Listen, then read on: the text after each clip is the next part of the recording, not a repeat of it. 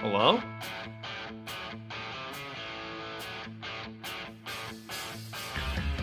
Wait a second. What just happened?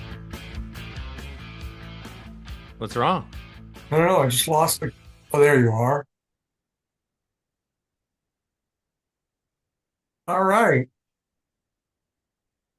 Can you? Is this the? Am I using the good microphone? Let me see. I think you are.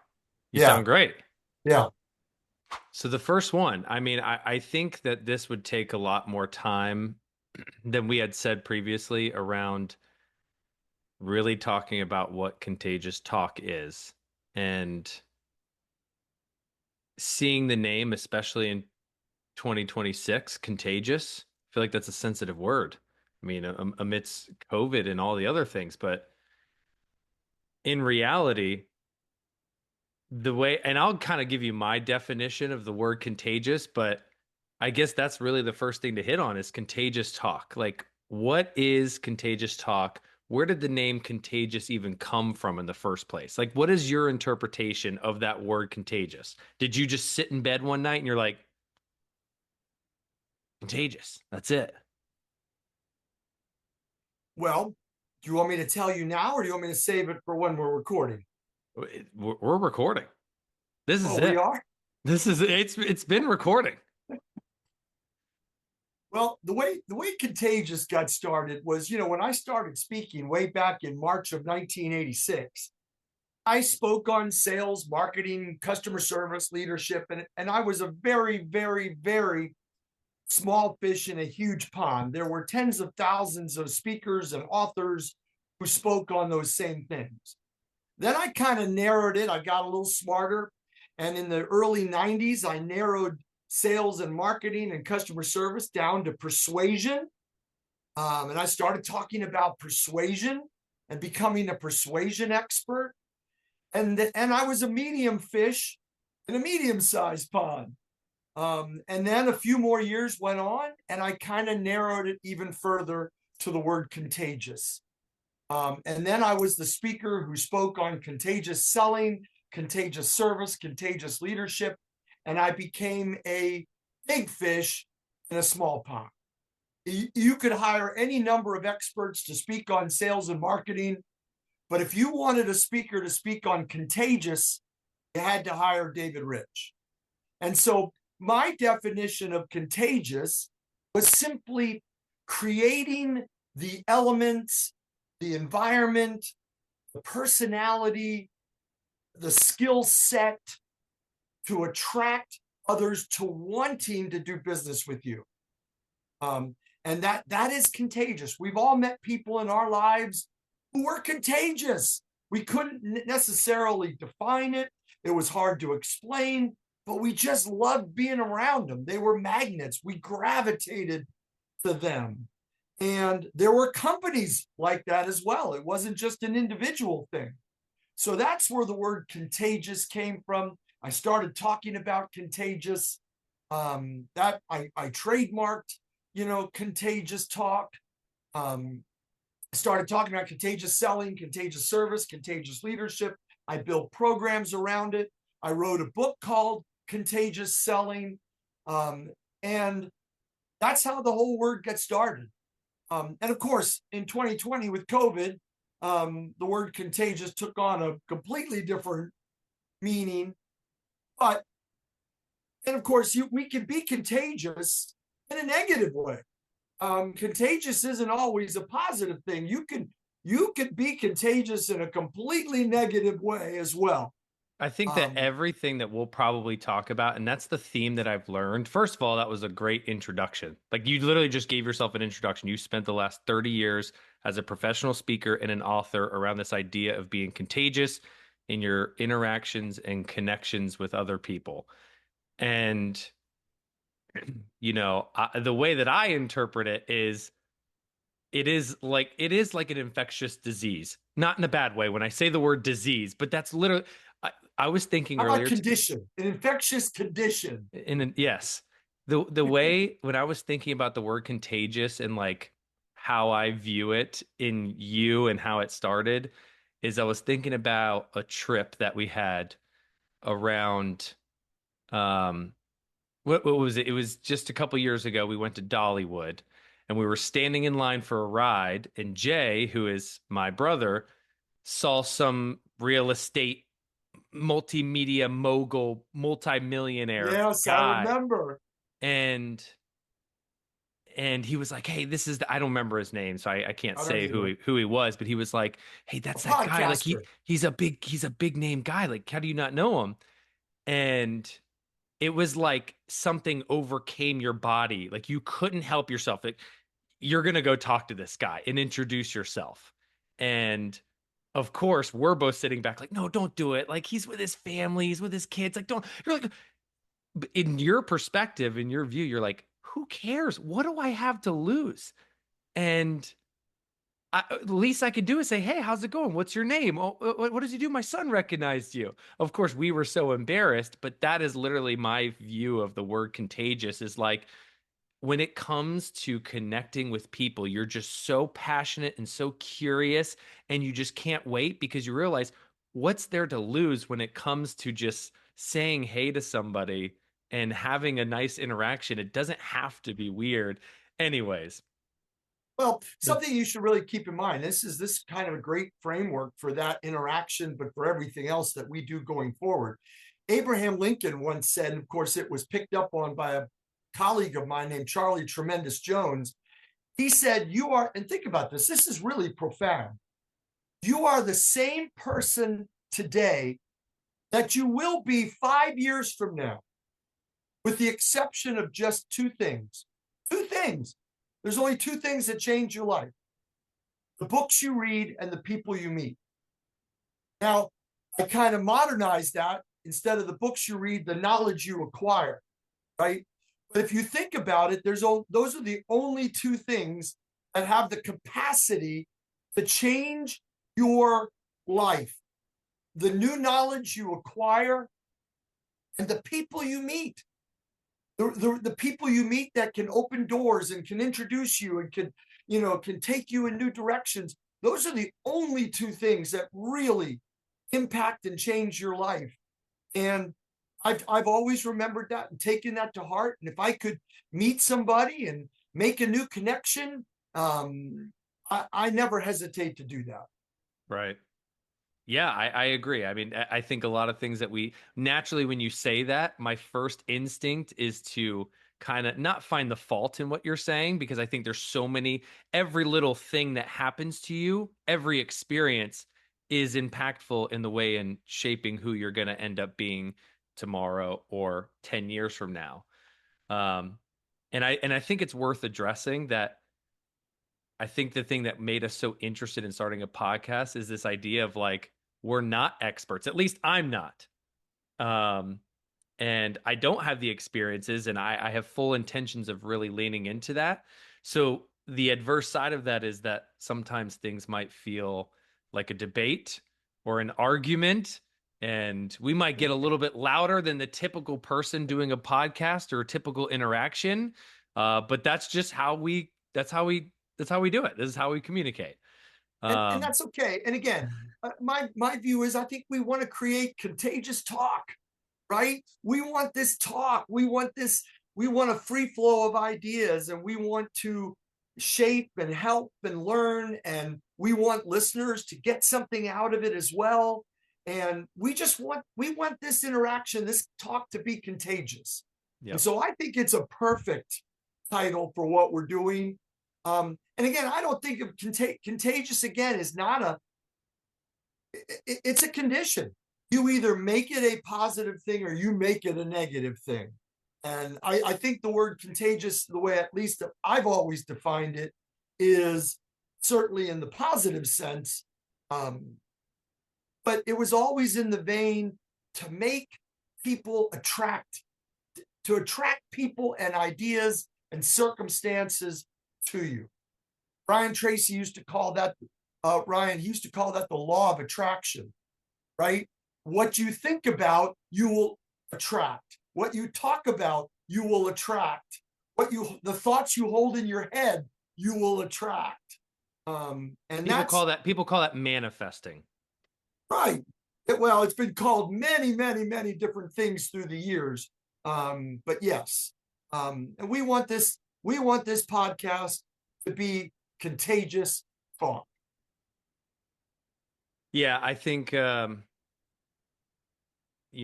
you have a perspective that is different from mine, and but it's interesting that like things don't really change that much as time goes on, just our circumstances. So for example, when it comes to connecting with people and influence, which again, we'll talk a lot further about because that's a big, thing to unravel is just the word alone, influence. Um, but influence and connecting with people and building deep connections is something that eh, eh, for all of history has been the same thing. Just the circumstances like technology, for example, in 2026 is the big things that have changed. So now your ability to connect with people, again, can be harder or easier considering that you can do it quicker and faster and even on a global scale. Yeah. Well, Uh, it's interesting you say that because I think influence is at the heart of and contagiousness. And you're 100% right when you say, these ideas are not ideas that we just came up with. I mean, Dale Carnegie wrote a book called How to Win Friends and Influence People back in the 30s, that really could have been titled, How to Be Contagious. So you're 100% right. These now, what is needed today and what could be different than back in Dale Carnegie's day is while technology has made connecting more prevalent, easier, faster, more seamless, I believe that in 2026, true relationships and connecting is at all-time lows. Because people have more relationships. We've got all these connections and all these friends on Facebook and followers, but the depth of the connection, I think, has suffered. And as a result of it, selling has suffered, customer service has suffered, leadership has suffered, because now people, instead of building that true connection, they just say, send me an email, send me a text, right?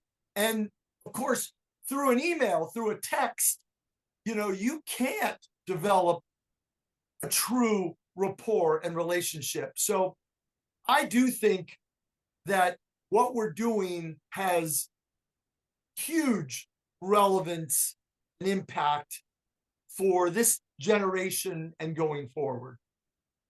yeah, again, contagious talk and thinking about this idea of just genuinely finding the beauty in your everyday interactions with people, whether it's in work, whether it's with a spouse or a stranger, doesn't matter what it is. It's so important. And, for me, some of the things that I always hear so much as far as feedback goes, and I receive the feedback well, is the fact that I ideate a lot of times. But it's a thing that I can't stop. I spend literally every waking second that I have ideating and thinking about this idea of connecting with people. And again, in 2026, now having kids, um, and now learning the importance of influence that I have on them through every tiny little interaction. I mean, it's a thing that I think, of course, will be desired. It will be such a rare skill above any other skill. Like right now, when you look at job postings and you look at what other companies look for in skills, like, of course, AI is taking over the world. And that's great. Like, as a person that's in the learning and development field, I'm pro AI. I mean, you learn how to use it and have it in your back pocket as a tool to excel your skills to a whole new level. I mean, I think it's great. But then obviously the other flip side of that coin is there's a lot of people out there that fear it and feel that it is removing the human connection, kind of what you were saying. that it's at an all-time low. But I feel like that turning point where people are going to recognize, oh my gosh, like that just natural humanistic interpersonal skills that someone has is so important above any other skill or experience that they have. I feel like that's going to happen much sooner than I think we think. I already Yeah, and feel it now when I get on LinkedIn and I'm reading other companies' posts and things that people are saying, like I start to feel that now. yeah, amen to that. And by the way, I love that word idea. What'd you say? Ideating? Uh, Ideate. ideate. I'm Is that? here's what I mean. Like I've received that feedback and I know it. Another thing is since high school, and this is a curse that I've gotten from you guys. It's a beauty and a curse. Everything that we have, all of our attributes, storytelling, for example. I will take a story and I will take you on a journey to get to the end. There will be a climax. Sometimes I spend way too long on the build up, and they're like, "All right, hit the climax and start coming back down." But I want you to feel something when I'm telling a story. I want you to feel the emotions that come with it, not just the text of the words in itself. But ideating, I'm the type of person that my personality type. I'm a visionary. I really have it comes second nature for me to understand where we're at, and I can tell you where we need to end up to be, and I'll give you the steps, but it'll look like if it was A to Z fashion, it would be like A, B, C, then we'd skip to like M, and then we would get to like Q, R, S, and then X, Y, Z, as opposed to A, B, C, then, so forth. Yeah, no, I get it. I love that word. I love that concept. But yeah, I think technology, for all of its great, and and AI is going to be no different. It is going to make us more productive. It's going to be an awesome, thing. It can be a help, but it can also hurt too, Ryan, because if people just kind of rely on that technology and think that because I'm connected with you on LinkedIn or I'm friends with you on Facebook, that we have a relationship and that there's true rapport there, I think that is tremendously misleading. And I think that developing and talking about these ideas to influence, and I think this is more relevant today than Dale Carnegie's time, than ever before. Um, Technology will only make us crave human interaction more. It will not, rob us. Well, it robs us, but it makes us crave it even more. Yeah. Yeah. So speaking about the word influence, because obviously it's a word and a thing that just exists um, in every single person. Doesn't matter who you are, what you do, whether you're a working professional or you're unemployed, doesn't matter. Like you have influence. So I don't know. What's your kind of interpretation on the word influence? Because we came up with this tagline, ideas to influence. We want to be able to provide some kind of thoughts based on our experience and interactions from a public speaker that's been in this space relatively for over 30, 40 years to someone that is relatively new to this world of connecting with people. I mean, what's kind of your take on the word influence? I think influence is much like contagious. I mean, I think it can be a positive, it can be a negative. I mean, obviously, I talk about influence from a positive standpoint, and how to just build that connection. Just how to, I mean, I wrote a book called How to Click with Everyone Every Time. I mean, just how to build that, how to influence somebody for the better. I think we can flip on the news. I think we're flooded with negativity every single day. I mean, it would be wonderful if you and I could just, in our tiny little corner of the world, create something where people could jump on and for a very short time get some really positive, uplifting ideas to help them connect, and build better, relationships. So I think of influence as something that is a positive, is something that we all do. It's like selling. people say, well, not everybody sells. Well, I disagree. I believe every single person on this planet sells, right? Every single person on this planet influences. Whether I you're a literally mom, just last night, I had some stuff I wanted to do last night. I wanted to get some alone time. So I was, the way that I was speaking to Caitlin, my wife, about, you know, giving her some time and go get your toes done and relax. I'll take it. Like I was selling there. There was of nothing. course you were. It was more me selling than anything because I was trying to get something in return for it. Anybody who's ever been in any kind of relationship, whether it's an employer, a husband, a wife, a dating situation, a parent, a child, a friend, a coworker. I mean, it doesn't matter. We all are in the business of selling. We're selling our ideas. We're selling ourselves. We're selling our own selfish, motives and intentions. you know, we're selling each other what movie to go see, what restaurant to eat at. I mean, we are selling and influencing all the time. So, absolutely. I think that the reason I love, ideas to influence is because it touches every person at every level, in every occupation, in every corner of the world. We all are in the business of influence. Yeah, I know that again, going back to the whole ebb and flow thing about thinking that it can be a positive influence or experience that you have on people, and it can also be bad. But I feel like the more you think about it, influence again is a thing that just exists, right? Like influence just happens, especially in the most ordinary, normal occurrences in life. That's when influence even more is prevalent. And the thing that I feel like it relates to is like fire, right? Like we look at fire and some people look at it and go, "Yeah, fire helps me cook food to eat." Or fire can also burn my house down. Fire is just fire. It's not positive or negative. It just happens. Yeah, that's a great point. You're absolutely right. We influence all the time, okay, in every interaction. A lot of times, my wife points out how I've influenced somebody in a grocery store in a completely negative way, right? So we influence all the time. And it's just a matter of, are we doing it positively? Are we doing it negatively? Are we doing it intentionally? Are we doing it subconsciously? Mm. Um, so are we doing it authentically? Are we doing it selfishly?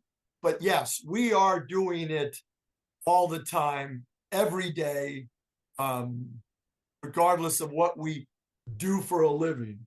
So, would you say for someone that wants to better connect with people and build better relationships, whether you're the young college kid to the senior director within an organization, do you feel like influence is one of those things that you should spend intentional time self-reflecting? Like what is the influence I have on people?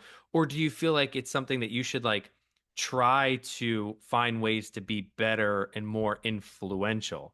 Or again, or is it just trying to be more aware of your actions and what you say and what you do and the impact that it has on others? Well, the answer is clearly both. Right. Okay. I mean, no change happens unless you're aware of something and intentionally trying to be better or do better, connect better. So, yes, I do think we have to, there is a mental component to that, but there's also a physical component to it. I mean, there's also skills and things that we can learn that we'll get into in future podcasts, okay, that will help us grow that skill of influence. So you're asking the question, is influence something you're either born with or is it something you learn, right? And the answer is 100% yes, both. right? It's 100% you can be born with it, and it's 100% you can learn it as well. And there's element, and they crisscross and diverge into each other's lane all the time. Just because you're born with a natural skill doesn't mean that you're good at it. You still have to develop it, and vice versa. Just because you're not born with a certain skill doesn't mean that you can't be good at it. So I'll give you an example. Using that guy at Disney World, okay, Dollywood. Dollywood, yes. So using that guy, so it was innate for me. I am born with that gene that naturally wants to go up to every single person, put out my hand, and say, "Hey, let I want to learn about you."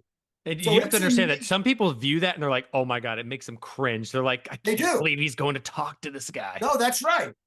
And while that's innate for me, okay, somebody else that wouldn't be innate for, and they have to learn it, learn how to be confident doing it, learn why they should do it, what's in it for them, how to do it, how to approach somebody, right? Because while I like to think I approached that person out of the blue, I don't think I approached that person arrogantly or rudely. As a matter of fact, if you remember correctly from the interaction, he was more than thrilled, okay, and flattered to have a conversation with us. Yeah. So now, was it just his personality, or was it something that I did in my approach? I don't know. But the answer to that question is clearly, just like anything, so it's some people are born with certain skills and others are not. But they still have to be developed. And those who aren't born with those skills, they can acquire them, they can sharpen the sword, they can learn how to be a better communicator, right? You have a passion to teach people, Ryan, how to be a better communicator, right? So, so yes, you have to first start with the confidence to want to be a better communicator, and then give them the skills to learn how to do it. So it's kind of a 1-2 punch. Yeah, I would say that especially in the working world. I mean, but again, not even in the working world. Like I truly don't believe there isn't one single thing like skill, attribute, characteristic of someone that you can't learn or teach someone. It is my biggest pet peeve. I've been in countless meetings with executive leadership. And for example, we talk around work ethic. And I'll tell you, like for years and years and years, I believed it truly. Like, and again, I'm taking the word work ethic as an example, but I truly believe like, all right, that's the number one thing that I need to look for when I'm interacting with someone in the workplace is work ethic, because that's the thing that you just can't teach people. They either have it and they don't. And as I've gotten more into the learning and development field, which is more centered around, okay, here's the objective. Now, one, two, three, what are the steps to change the behaviors? It, you start looking more outside of just the word work ethic. Like, yes, work ethic alone can't suffice as a singular thing. Work ethic is boiled up to confidence, your communication skills, your organization skills. It's so many things that make up your work ethic. And work ethic isn't alone. There's not this one framework like here's the golden work ethic that everyone should aspire to be. Like work ethic is different per person. And so anyways, that is just it has become my biggest pet peeve because I've heard it so many times. You can't teach that, and I could not disagree more. Yeah, I, Um, I disagree with that too. A lot of people think companies think a work ethic is I'm just going to put out a company memorandum and declaring what our work ethic is, and everybody's going to fall in line, right? No, it doesn't work that way, right? So, one very interesting point on that and a lot of people make this mistake, and a lot of companies make this mistake. They tell people what to do, okay, how to do it, right? You're in the world of how to do it, right? Learning and development, right? But the big part of learning development, just like work ethic and anything else, is you got to start with why. And I think that that is where a lot of people and companies miss. They think, oh, I don't need to tell people why. I'm just going to say this is what we're doing, right? No, you're not going to change behavior until you tell people why they should change behavior. So, gosh, I think learning and development it starts with why. And I can't tell you how many companies would tell me this is our we're going to change our work ethic, we're going to change our company policy, we're going to institute this, we're going to institute that. And I say, yes, that's awesome, but before we do that, we need to tell people why we're doing it, why it's important, why it's in their best interest, why we think this will better their lives, improve our company, improve the bottom line. So, I do think going to the heart of why is critical to any change. Well, yeah, I think I've seen everybody believes that though, and that's the tricky part about that. Like I've met very few people within, What do you mean everybody believes it? What does that mean? at least based on my personal experience, when you are rolling out an initiative or some new thing, objective, whatever it is. I think a lot of leaders and people in their heads understand and recognize that they have to start with the why. They have to explain or tell people why this is important. But they don't. The leaders all agree on something. They roll it out, right? And say, okay, from now on, this is the way we're going. This is SOP, right? This is kind of what we're doing now. But the guy in the field, right? The guy in the store, the guy on the front line, he's going, okay, they want us to start doing this now, right? If ever a coworker turns to somebody else and says, hey, they want us to, or a manager, and say, hey, this came out, they want us to start doing this from now on, you have a problem, right? Because the why was not clearly communicated. Yeah, So, I think yeah. I mean, what I'm explaining is like there's obviously necessary steps to define it, right? So like do me and everybody else around me agree on the why? But I'm saying I've seen so many times people recognize we have to explain the why, but is the why in line with everybody else? Does the why have an element of empathy to it? So it's not just, hey, this is what we're doing now, Mr. Manager, here you go, as opposed to like, hey, I understand your current situation and your current, circumstances. Like, does the why address that? Does the why have an element of, showing an example of why it's important yourself? That's my point. I'm saying verbally, though, that's it. so many managers say we have to start with the why. I've never seen people say, let's start with what to do first. I usually see them say, let's start with the why, but there's missing steps within that. And Yeah, but so, here's what they do. And I'm not disagreeing with you. You're 100% spot on. But they give the why from the company's viewpoint. Here's why the company's doing it, right? And that's important, right? But we don't just want to explain the why from leadership or the company viewpoint. We want to explain the why to why that worker, why that manager, why that salesperson, why that customer service person, why it's in their best interest, why they can make more money, why they can build better rapport, why their job will be made easier. Um, I think that there's a why from the company standpoint, and there's a why for the person who's actually implementing it standpoint, and that bridge has to be crossed. yeah. Well, to hopefully to anybody that has listened to this, it's given you a little bit of a sneak peek because I think within everything we talked about, there is like 100 different things that we could spend hours talking about. But again, I think it all boils up to the fact that we all are contagious, whether you realize it or not. We all are influential. Again, as someone that has two very young kids, I'm now recognizing that more than ever. Um, and so every conversation leaves something behind. Every action that you take, every word you say, something's left behind, whether people are recognizing it, whether you recognize it or not. A lot of times, literally, the lack or silence of the words you say or the actions you do is what is the thing that's influential.